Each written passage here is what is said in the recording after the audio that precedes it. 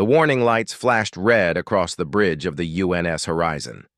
Captain Day Huang stared at the display screen, his face calm even as his heart raced. The numbers didn't make sense. They couldn't be real. "Lieutenant Hana, confirm those readings," he said quietly. Hana Kim looked up from her tactical station, her fingers moving rapidly across the controls. She was the best pattern analyst in the fleet, and Day trusted her completely. When she spoke, her voice was steady but tight with tension. "Confirmed, Captain. 412 enemy vessels. They just entered the system through the jump point. They're heading straight for New Pyongyang." 400 ships. Day felt the weight of that number settle on his shoulders. The entire human fleet in this sector had only 23 ships. His own vessel, the Horizon, carried just 240 crew members. Good people, skilled people, but so few. "How long until they reach the colony?" he asked. 8 hours, Captain. Maybe 9 if they maintain current speed." Day looked at the screen again. New Pyongyang was home to 140,000 people. Families, children, scientists and farmers and teachers, people who had traveled across the stars to build a new home, people who trusted the military to protect them. "Who are they?" he asked. Dr. Nari Song stepped forward from her station. As the ship's xenobiologist, she studied alien species. Her dark eyes were worried. "The computers match them to the Vorithian Empire, Captain. We've never encountered them directly, but we've heard stories from other species. They're conquerors. They've taken over dozens of civilizations." "How do they fight?" Nari pulled up data on the main screen. Images of massive alien ships appeared, crude and blocky compared to the sleek human vessels. "They use overwhelming numbers. Their tactics are simple. They throw everything at their enemies until the enemy breaks. They don't do strategy. They just do more." Engineer Yun Park spoke from his station near the weapons console. "Captain, I've analyzed their formation. They're flying in a tight cluster, no evasive patterns. They're not even scanning for threats properly. They think their numbers make them invincible." Day nodded slowly. His mind was already working through the possibilities. Every battle humanity had ever won came down to one thing: precision. Earth's history was full of examples. Small forces defeating large ones through perfect planning and perfect execution. But this was different. The odds were 17-1. Maybe worse. "Contact all ships in the sector," he ordered. "Tell them to meet us at coordinates Delta 7. We're going to fight." The bridge went silent. Everyone knew what he was saying. They were choosing to face an enemy that vastly outnumbered them. They were choosing almost certain death. Hana turned to look at him. "Captain, if we retreat, we could get reinforcements. We could come back with—" "There's no time," Day interrupted gently. "By the time reinforcements arrive, New Pyongyang will be gone. Those people are counting on us. All 23 ships. All of us." He stood up and walked to the center of the bridge. Every crew member could see him now. They needed to see him calm. Confident, unafraid. "I know the numbers look impossible," he said. "But numbers aren't everything. The Varathians fight with mass. We fight with precision. Every shot we take will count. Every movement we make will be perfect. They waste. We don't." Yun stood up from his console. "Captain, permission to speak?" "Go ahead." "My weapons are calibrated to 0.99% accuracy. Our railguns can hit a target the size of a small room from 100,000 kilometers away. If we use quantum targeting, we can coordinate with other ships to hit the exact same spot within microseconds of each other." His voice grew stronger. "Give me the right targets, and I'll make every shot matter." Hana nodded. "I can analyze their formations, find weaknesses. If they fight with predictable patterns, I can tell our fleet exactly where to hit and when." Nari stepped forward too. "I'll monitor their communications, learn how they think, how they command their ships." Day felt pride swell in his chest. This was why humanity survived. This was why they pushed into the stars despite being so few, so fragile. They didn't give up. They calculated. They adapted. They fought smart. "Then let's show them what precision means," he said. Over the next hour, the human ships gathered at Delta 7, 23 vessels against an armada. Day contacted each captain personally. He explained the plan. It was risky. It was desperate. But it might work. "We're not going to meet them head-on," he told them. "We're going to use the asteroid field near New Pyongyang. We'll draw them in, break their formation, and hit their weak points. Hana has identified patterns in how they fly. We'll exploit those patterns." Captain Rena Bay of the UNS Defender asked the question everyone was thinking. "And if it doesn't work?" Day's answer was simple. "Then we die buying time for the colony to evacuate what people they can. But I don't plan on dying.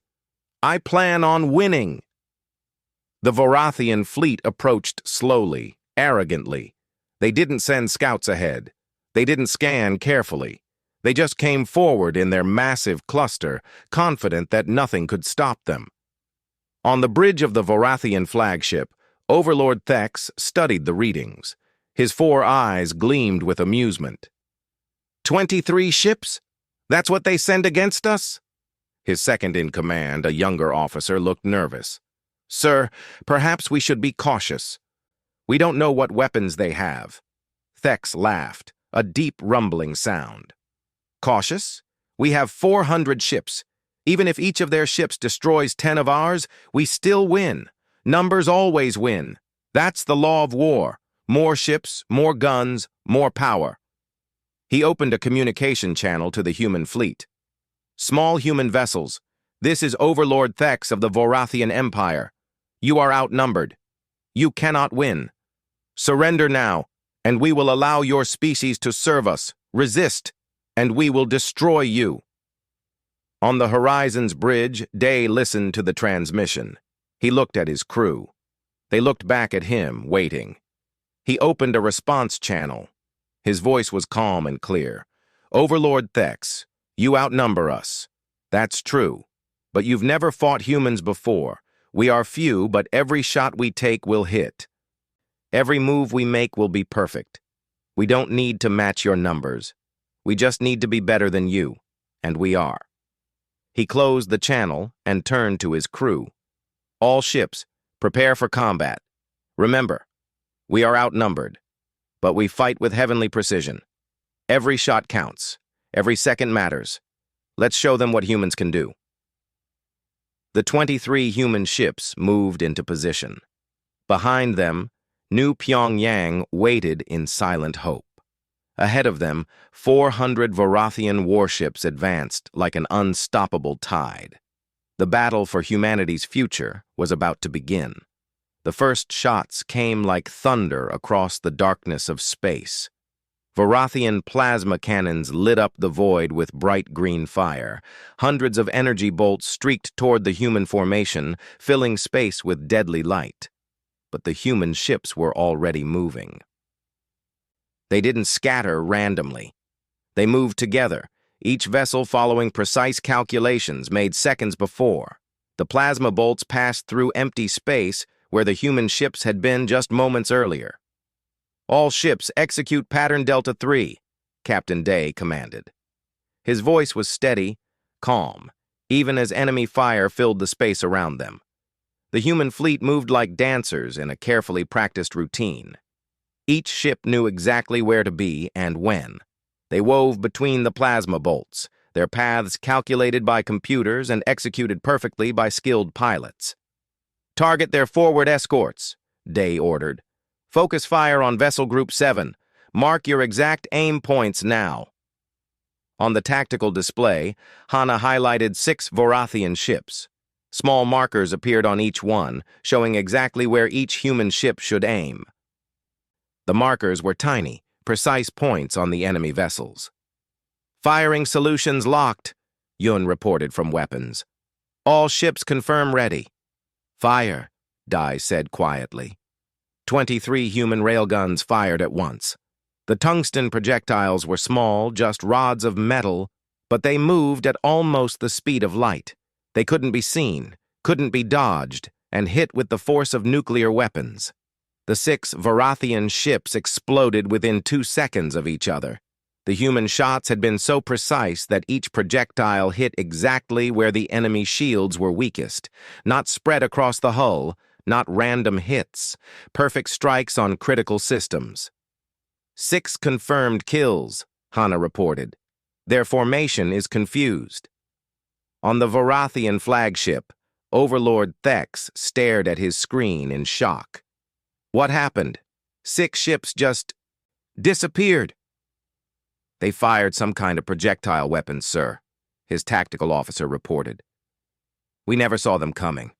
Our sensors didn't detect anything until impact. Thex felt a small flutter of worry, but he pushed it down. We still outnumber them. All ships advance. Saturate the area with fire. They can't dodge forever. But the human ships continued their dance. They moved in patterns the Varathians couldn't predict. Every 30 seconds, the human fleet fired another perfect volley, and every time, more Varathian ships died. They're getting closer, Hana warned. If they surround us, even our precision won't save us. Day nodded. Begin fighting retreat. Lead them into the asteroid field, exactly as we planned. The human ships turned and accelerated toward New Pyongyang. Behind them, the Varathian fleet followed eagerly. They thought the humans were running scared. They thought victory was close. Sir, enemy reinforcements just jumped in system. Hana's voice was tight. 12 more human vessels. It's Admiral Kwan's group. Day allowed himself a small smile. Admiral Kwan Lee was a legend in the fleet. Brilliant, calculating, and absolutely fearless. Contact the Admiral. Send him our tactical data. Already on it, Captain, a new voice said over the comm system. Admiral Kwan's face appeared on the screen. He was older than Day, with gray hair and sharp eyes that missed nothing. Good work holding them off. I see you've destroyed 47 of their ships already. 49 now, sir, Day corrected, as another volley found its mark. Kwan laughed. I'm taking command of the fleet, Captain, but you'll continue as tactical coordinator. You've done well. Now let's show these Varathians why they should never have come to human space. The reinforcements changed the odds slightly. 35 human ships against more than 350 Varathians. Still impossible numbers, but the humans weren't fighting like a normal fleet. They were fighting like a single organism, every part working in perfect harmony. On the UNS Unity, young analyst Gina Choi studied the enemy formation carefully. She was fresh from the academy, barely 23 years old, but her mind worked differently from others. She saw patterns where others saw chaos. Admiral, she said hesitantly, I think I found something. Kwan turned to her. Speak freely, analyst.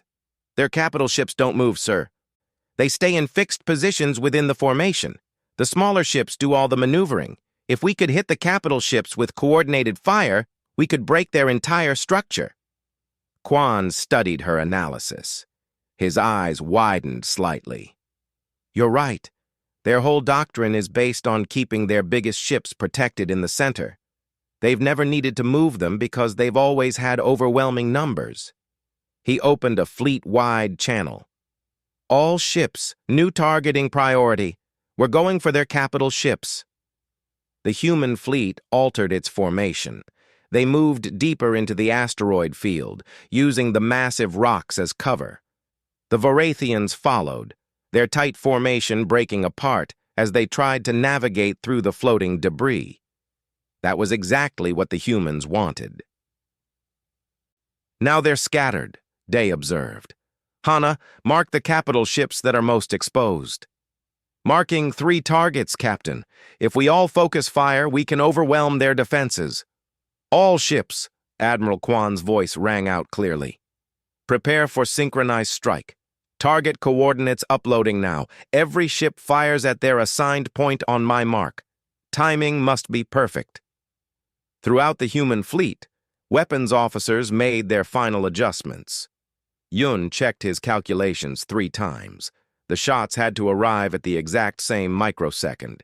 Even a tiny variation would let the enemy shields absorb the hits. "All ships report ready," Hana confirmed. "Mark," Quan said. 35 railguns fired. The projectiles crossed thousands of kilometers in seconds. They hit 3 Varathian capital ships at precisely the same moment, all striking the exact same section of each ship's armor.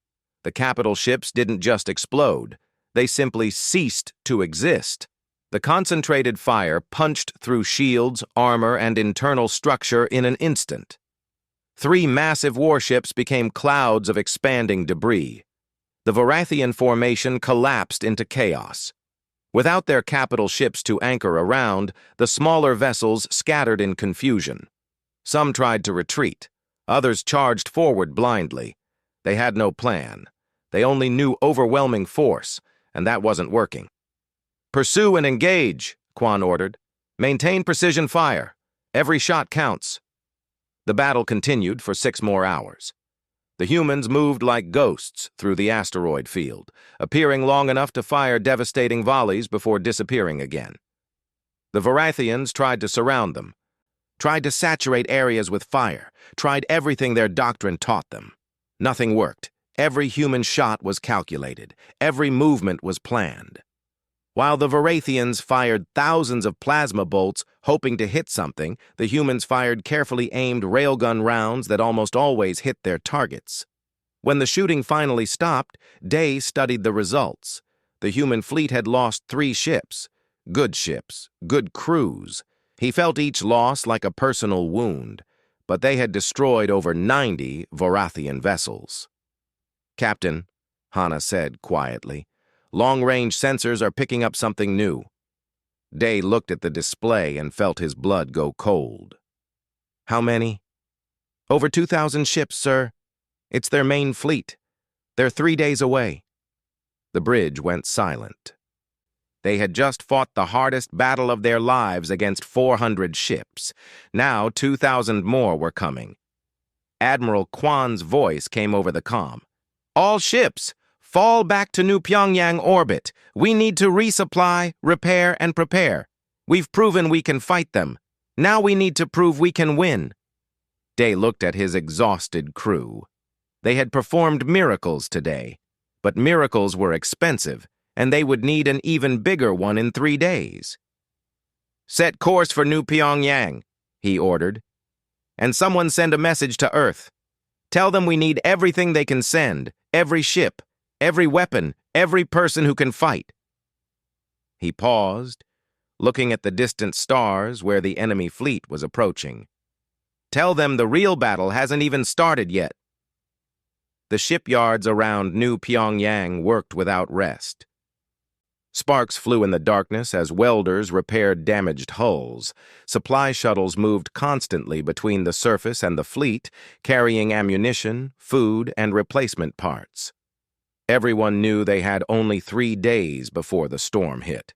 In a secure facility deep beneath the colony's main city, Dr. Mira O stood before a massive display screen. Complex mathematical equations scrolled past her eyes.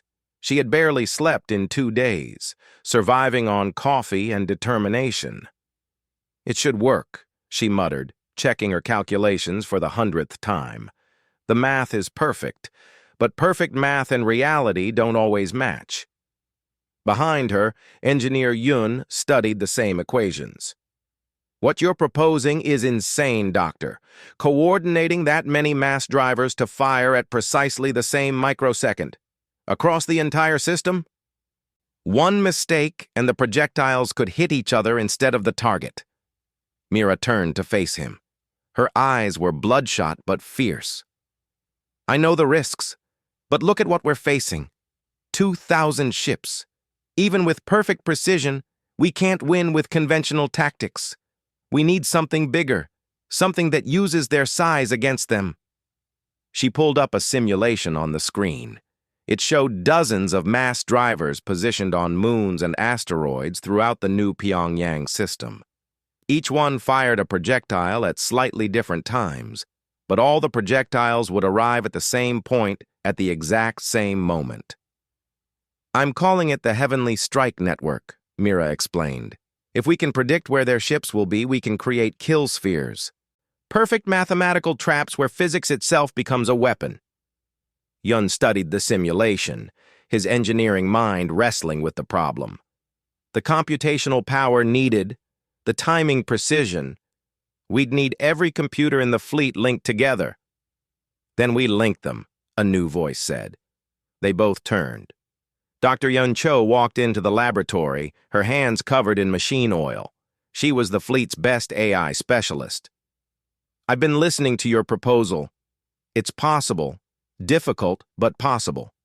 I can create a distributed network that links every ship's computer, every station's processor, every calculation engine we have." "How long will it take?" Mira asked. 48 hours if we work non-stop. Maybe less if we're lucky." "Then let's get started." While the scientists worked on their miracle weapon, Commander Tae-Yoon prepared for a different kind of mission. He stood in the armory of his ship, the UNS Shadow, checking weapons and equipment. His team of 8 special operations soldiers did the same in silence. "Sir," one of them said, "suicide mission usually means we at least have a small chance of survival. This one doesn't even have that." Tae smiled grimly. "That's why I only asked for volunteers. Still time to back out, Corporal Minho." Minho shook his head. "Not a chance, sir. Someone needs to get inside their battle station and download their tactical data. Might as well be us." The plan was simple and desperate. The Varathians had established a forward battle station at the edge of the system. It was heavily defended and full of enemy soldiers, but it also contained their communication hub, their tactical databases, and their command protocols. If Tae's team could infiltrate the station, download everything and escape, the human fleet would know exactly how the enemy fleet operated. Every formation they used, every tactic they employed, every weakness they had. "Insertion in 6 hours," Tae told his team. "We'll be using a captured Varathian shuttle. Should get us close before they realize we're not friendly. After that, speed and violence. Get in, get the data, get out." "And if we can't get out?" Minho asked. "Then we make sure the data transmission goes through before they kill us." The team nodded. They were all professionals. They knew the odds. They went anyway. Back in orbit, Captain Day walked through the halls of the Horizon.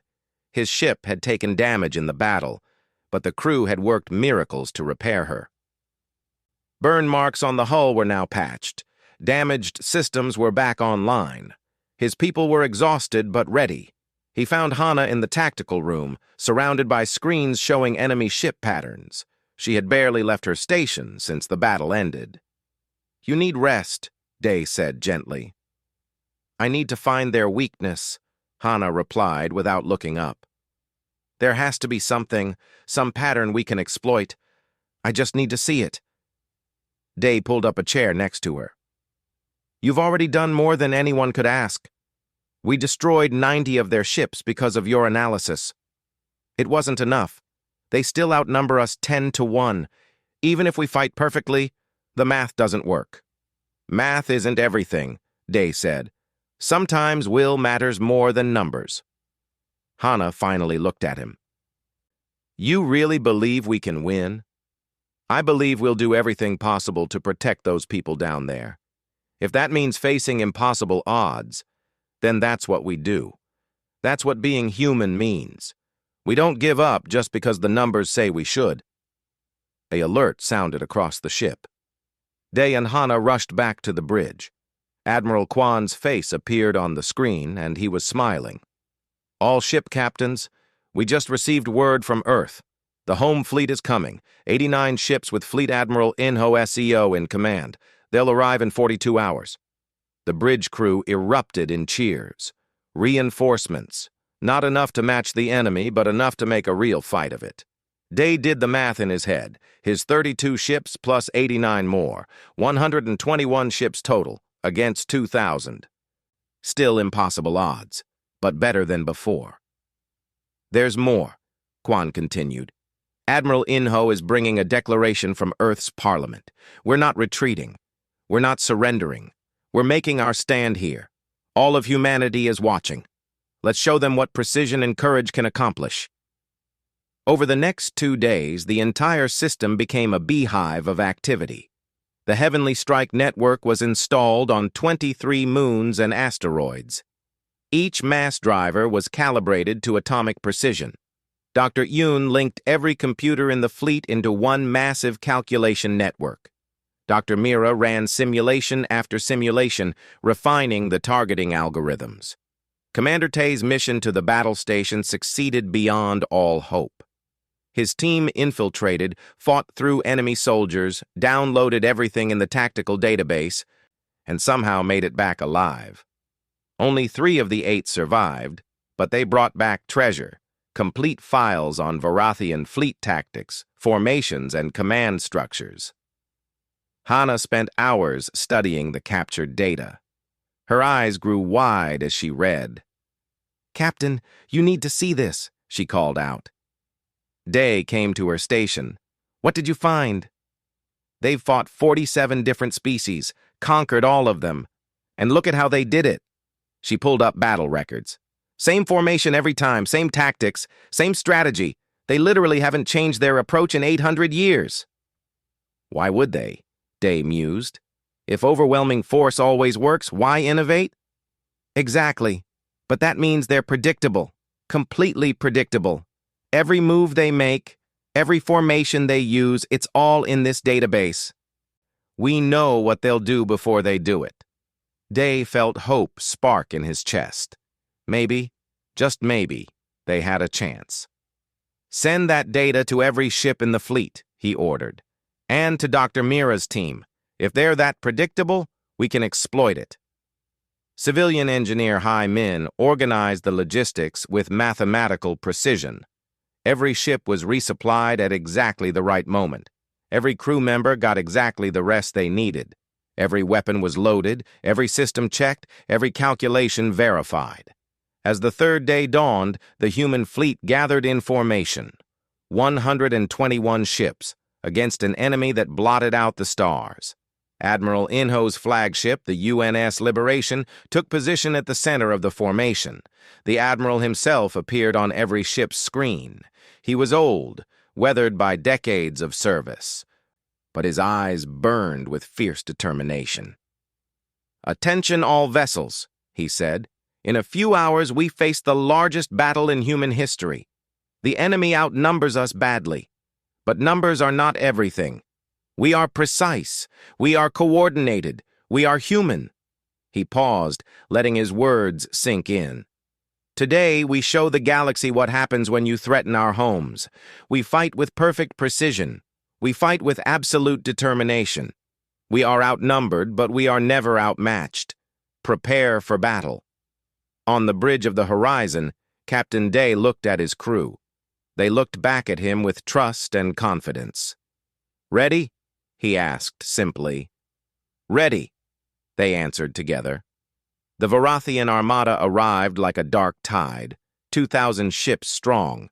Their formation was exactly as predicted, their tactics exactly as expected. The humans were ready. The trap was set. The calculations were perfect. The real battle was about to begin.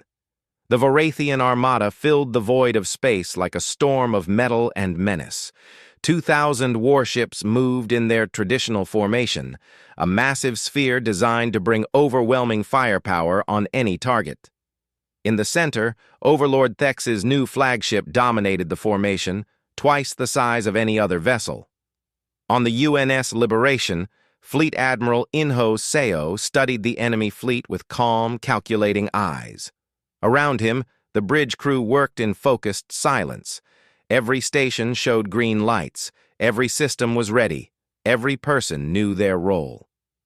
"They're using formation pattern 7, Hana reported from her station on the horizon. Her voice carried across the fleet network. "Exactly as predicted. Capital ships in the core, cruisers in the middle layer, escorts on the outside." "Perfect," Admiral Inho said quietly. They're doing exactly what we want. All ships, assume positions according to Battle Plan Heaven's precision. Begin three-dimensional spread. The human fleet began to move, but they didn't form a defensive line or a traditional battle formation. Instead, they spread out in a perfect sphere around the approaching enemy. Each ship took a precise position in three-dimensional space, calculated to the meter. On the Varathian flagship, Overlord Thex watched the human ships scatter. He laughed. They're running in all directions. They have no formation at all. Tactical officer, prepare to destroy them individually. Sir, the tactical officer said hesitantly, they're not running. They're forming a sphere around us. Every ship is maintaining exact distances from each other. Thex's laughter died. He studied the display more carefully. The human ships formed a perfect geometric pattern around his fleet. No, not around. They were boxing his fleet in. What are they planning? He muttered. He was about to find out. All ships, Admiral Inho's voice rang out clearly. Execute Phase 1. Fire! 121 railguns fired simultaneously. But they didn't all fire at the same target. Each ship fired at a different enemy vessel, targeting the exact same point on each one, the shield generator housing. In the span of 3 seconds, 121 Varathian ships exploded.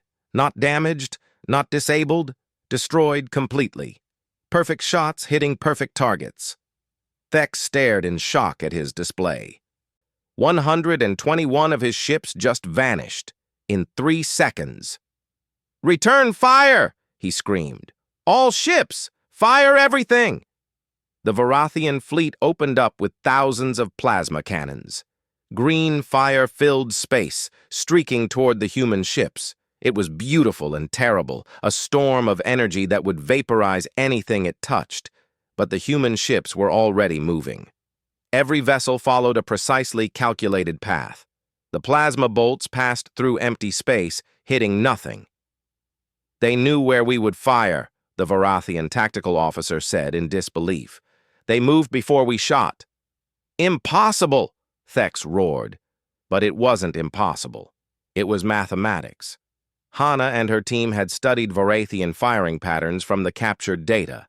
They knew exactly how the enemy aimed, exactly when they fired, exactly where their shots would go, and they had calculated safe paths through the storm. "Phase 2, Admiral Inho commanded. "Fighter strike. Commander Daewon, you're cleared for attack." Wing Commander Daewon Na sat in the cockpit of his fighter, leading a squadron of 300 small, fast ships. His heart pounded with adrenaline, but his hands were steady on the controls. "All wings, follow your flight paths exactly," he ordered. "No deviations. Trust the calculations." The fighter wings accelerated toward the Varathian formation. They moved in a complex weaving pattern that looked chaotic, but was actually precisely calculated. Every fighter followed a different path, but all the paths were designed to avoid every enemy firing solution. Varathian point defense systems opened fire. Thousands of small plasma bolts filled space, creating a deadly web. The fighters flew through it like ghosts. They twisted, turned, accelerated, and decelerated at exact moments calculated by computers. The pattern was so precise that not a single human fighter was hit. "Impossible!" Thex screamed again. "They can't dodge everything." But they could, because they knew exactly where everything would be. The fighters reached the Varathian formation and released their payload, sensor drones. Hundreds of small devices attached to enemy ships, feeding precise position data back to the human fleet. "Phase 3, Admiral Inho said. "Activate Heavenly Strike." Deep in the new Pyongyang system, on 23 different moons and asteroids, mass drivers powered up. Each one had been programmed with exact firing times, down to the nanosecond.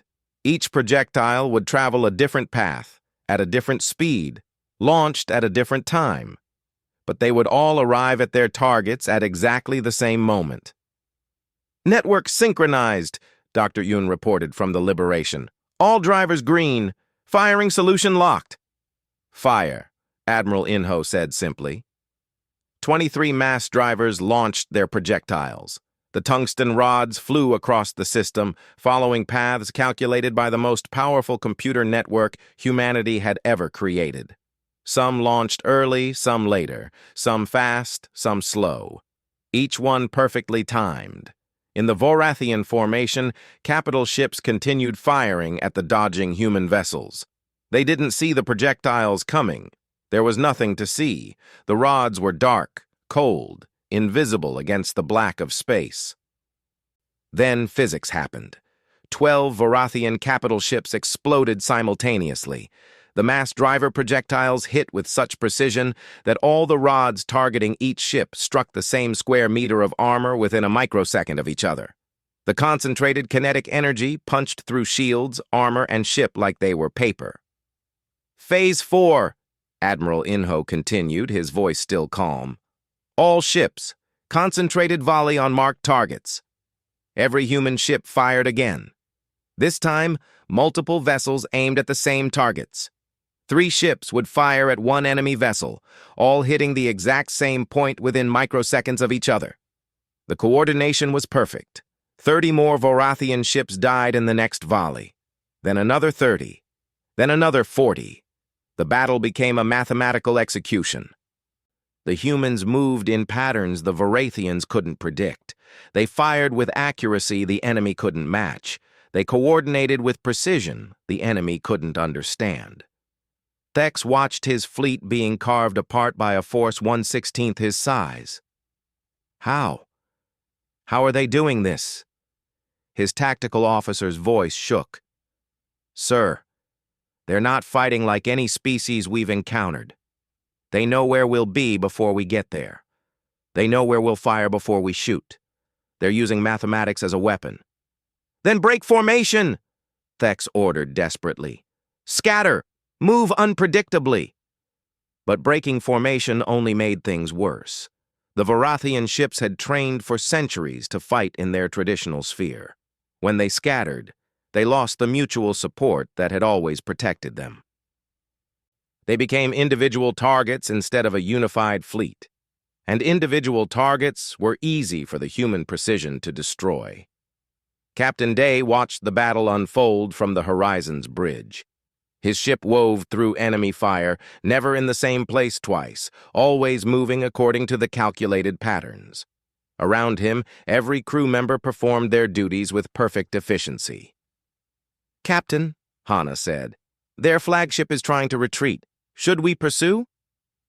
Day looked at Admiral Inho's transmission. The fleet admiral nodded slightly. All ships, Inho's voice carried across the fleet. Overlord Thex's flagship is the key to their command structure. If we destroy it, the rest will crumble. Prepare for final strike. Operation Heaven's Judgment. Every human vessel, every fighter, every orbital platform turned toward the Vorathian flagship. It was massive, powerful, and surrounded by hundreds of escort ships, but it was also predictable. Mark targets, Inho ordered. Every ship fires at the calculated impact point. Timing must be absolute. Throughout the human fleet, weapons officers made their final calculations. This would be the most complex shot of the entire battle. Every human weapon in the system would fire at the same target, and every projectile had to arrive at the exact same microsecond. All ships report ready, Hana confirmed. Admiral Inho looked at the display one final time. The mathematics were perfect. The timing was precise. The coordination was flawless. Fire, he said. 121 railguns fired. 300 fighters launched missiles. 23 mass drivers released projectiles. Every orbital defense platform discharged its weapons. The barrage crossed thousands of kilometers in seconds. Different speeds, different launch times, different trajectories, but all perfectly calculated to arrive at the same moment. Overlord Thex saw it coming. His eyes widened as he realized what was about to happen. Shields to maximum! Evasive! He never finished the order. Every human weapon in the new Pyongyang system struck his flagship at the exact same microsecond. The combined kinetic energy focused on a 10-meter section of the ship's hull. For one brief moment, that tiny point of space contained more destructive force than the heart of a star. The Vorathian flagship didn't explode. It simply ceased to exist. The focused energy vaporized the entire vessel in an instant, turning metal, armor, and crew into expanding plasma. The shockwave took out 30 nearby escort ships. The Vorathian fleet froze in confusion. Their overlord was dead, their command structure was broken, their unbeatable formation was shattered. "All ships," Admiral Inho ordered, "pursue and engage! Show no mercy!" The human fleet advanced with devastating precision. What had been a battle became a rout. Vorathian ships tried to flee, tried to surrender, tried to fight back. Nothing worked. The humans hunted them down with mathematical efficiency. When the shooting finally stopped 16 hours later, the results were clear. Human losses: 47 ships destroyed, 89 damaged but repairable. Vorathian losses: 1,247 ships destroyed, 531 disabled and captured. The remaining 222 Vorathian vessels fled the system in disorder. On the Liberation's bridge, Admiral Inho allowed himself a tired smile. "Send a message to all human vessels," he said quietly. "Well done. New Pyongyang is safe." The sky above New Pyongyang burned with the light of debris entering atmosphere. Pieces of destroyed ships traced brilliant lines across the darkness, like falling stars. But these weren't wishes. They were the remains of the greatest space battle in human history. Captain Day stood on the observation deck of the horizon, watching the planet below. His ship was damaged but functional. His crew was exhausted but alive. Around him in orbit, the surviving human fleet conducted rescue operations and salvage work. "Captain," Lieutenant Hana approached him quietly. "Final casualty reports are in." Day nodded, bracing himself. Numbers were just numbers until they represented people, friends, comrades. 47 ships lost," Hana said softly. 11,263 casualties. Another 4,000 wounded, most of them stable. 11,000 lives. Day felt the weight of each one. They had been under his tactical command. Every death was a calculation he had made, a plan he had executed, a risk he had accepted. "The alternative was worse," Hana said, reading his expression. "If we hadn't fought, 140,000 colonists would have died. We saved them, Captain. At terrible cost, but we saved them." Day knew she was right, but knowing didn't make it easier. "And the Vorathians?" he asked. "Over 15,000 casualties in the ships we destroyed. Another 8,000 captured from disabled vessels. The ones who fled are scattered across 3 systems. Intelligence suggests their empire is in chaos." A message came through on Day's communicator. "All senior officers report to the Liberation. Admiral Inho is calling a strategy meeting." An hour later, Day sat in the conference room of the Liberation. Around the table were the surviving captains and commanders: Admiral Kwan, Admiral Inho, Engineer Yun, Dr. Mira, Dr. Nari, and others who had made the victory possible. Admiral Inho stood at the head of the table. He looked tired, older than before the battle. War aged people in ways that years couldn't. "First," he began, "I want to acknowledge our losses. We won, but victory came at a high price. Every person who died in this battle gave their life protecting innocent people. We will honor them." He paused, letting silence fill the room for a moment. "Second, I want to recognize what we accomplished. We faced an enemy that outnumbered us 16 to 1. We destroyed or captured nearly 90% of their fleet. We did this through superior tactics, perfect coordination, and absolute precision. We proved that numbers are not everything in war. What happens now? Captain Rena Bay asked. Will they come back? Dr. Nari pulled up data on the display. I've been monitoring Vorathian communications that we intercepted from captured ships. Their empire is shocked. For 800 years, they've never lost a major battle. Now their entire doctrine is being questioned. She showed them translated messages. Vorathian commanders arguing with their high council. Ships refusing to engage human forces. Entire battle groups requesting reassignment away from human space. They're afraid, she continued. Not because we destroyed their ships, but because they can't understand how we did it. To them, it's like we used magic. Their whole military philosophy is based on overwhelming force. They don't know how to fight an enemy that uses precision instead of mass. Admiral Inho nodded. That gives us an opportunity. I've been authorized by Earth's government to open diplomatic channels with the Vorathian Empire. We'll negotiate from a position of strength. Will they accept peace? Day asked. They don't have much choice, Admiral Kwan said. We've proven we can destroy their fleets, but more importantly, we've proven they can't conquer us. That changes everything for an empire based on conquest. Over the next 3 days, repair work continued. Engineers fixed damaged ships, medical teams treated the wounded, psychologists helped crew members process the trauma of battle. And on the planet's surface, colonists emerged from shelters to find their world safe. Dr. Mira walked through the ruins of one of her mass driver installations. The weapon had fired its payload and then been hit by enemy fire. The machinery was destroyed, but it had done its job. Beautiful, isn't it?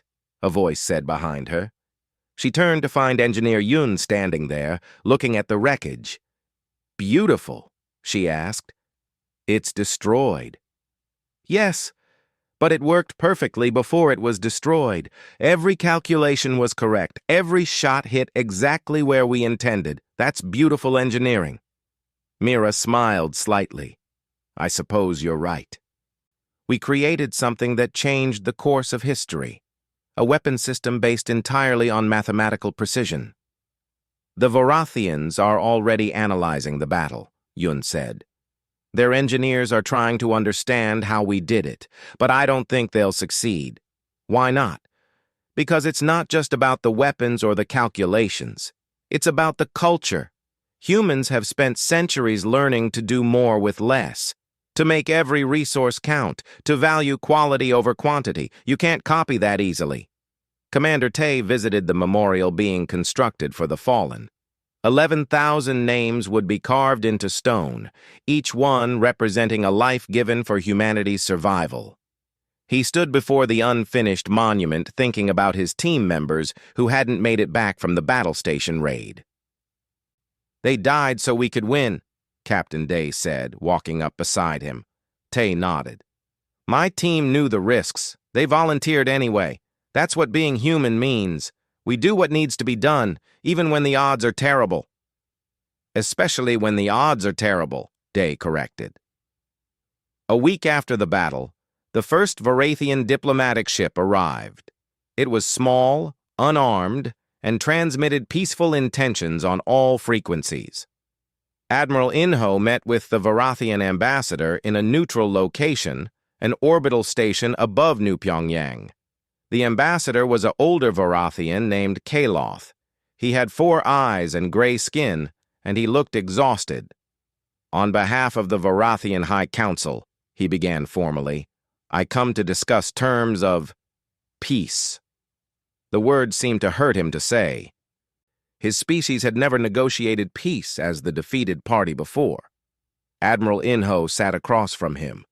We're willing to discuss peace, but first, you need to understand something about humanity. We didn't want this war. We just wanted to live in peace on our colonies.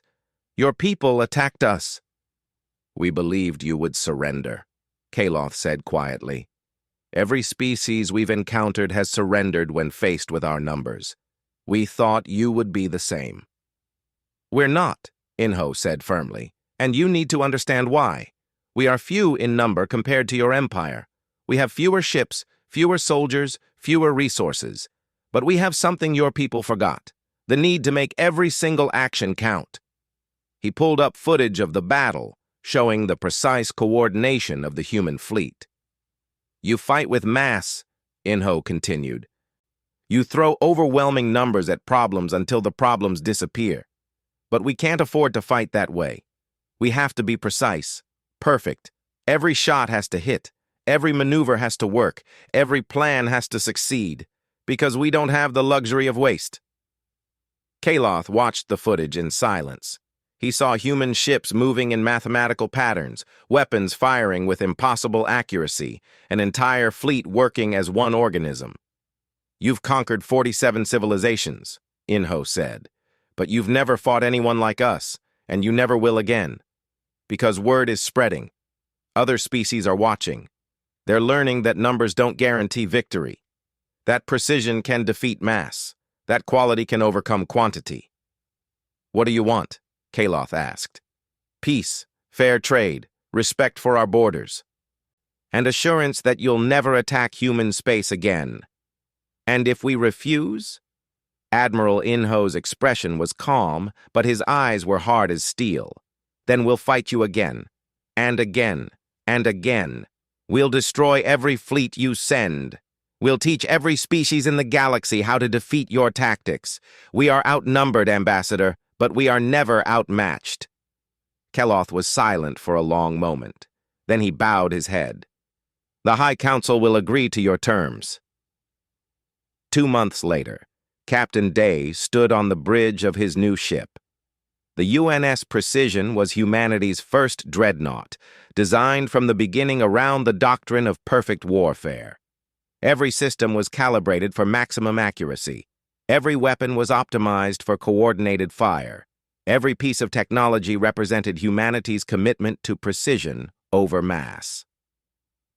Lieutenant Hana served as his executive officer now, promoted for her crucial role in the battle. Engineer Yun had helped design the ship's weapons. Dr. Nari continued her work studying alien species, helping humanity understand their neighbors. Captain, Hana said, we're receiving a transmission from Earth. They want us to patrol the outer colonies, show the flag, remind everyone that humanity is not to be threatened. Day smiled. Set course. And Hana? Yes, sir? Make sure every system is calibrated perfectly. We represent more than just military power now. We represent a philosophy.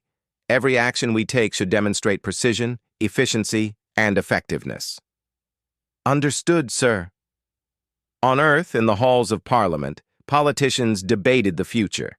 Some wanted to build more ships, expand the fleet, match the Varathians in numbers. Others argued for a different path. We won because we were precise, not because we were numerous, one representative argued. If we try to match other empires in size, we'll lose our edge. Our strength is quality, not quantity. We should stay true to that. In military academies, the Battle of New Pyongyang became required study. Young officers learned how Captain Day and Admiral Inho had turned mathematics into a weapon, how Lieutenant Hana had analyzed enemy patterns, how Dr. Mira had created the Heavenly Strike Network, how Commander Tay had risked everything for critical intelligence. They learned that being outnumbered was not the same as being defeated. In the Varathian Empire, military doctrine was being completely rewritten. Commanders who had relied on overwhelming force for their entire careers now had to learn tactics, strategy, and precision. It was painful and difficult, but necessary. Other species watched and learned. The humans had demonstrated something important, that a smaller force with superior coordination could defeat a larger force with inferior tactics. It changed the mathematics of galactic politics. Dr. Nari stood on an observation deck, looking out at the stars. Captain Day joined her. Do you think they'll come back? She asked. The Varathians or others like them? Probably, Day admitted. There will always be someone who thinks numbers guarantee victory, someone who believes overwhelming force is unbeatable. And when they come, Day smiled. We'll show them the same lesson we showed the Varathians. That being outnumbered doesn't mean being defeated. That precision can overcome chaos. That quality defeats quantity. That humanity survives not because we are the strongest or most numerous, but because we are the most precise. He paused, looking at the distant stars where human colonies grew and prospered. We make every shot count, every decision matter, every sacrifice meaningful. We are few, but we are perfect. We are outnumbered, but we fight with heavenly precision. And across human space, on every ship, in every colony, in every military academy, those words became more than just a motto. They became a promise, a commitment, a way of life. Humanity would face many challenges in the years to come. They would fight more battles, face more enemies, overcome more impossible odds. But they would always remember the lesson of New Pyongyang, that numbers were not destiny, that precision was power, and that a few fighting perfectly could defeat many fighting poorly. The age of human expansion had begun, not through conquest or overwhelming force, but through precision, coordination, and the mathematical perfection of heavenly warfare. The stars waited, and humanity was ready.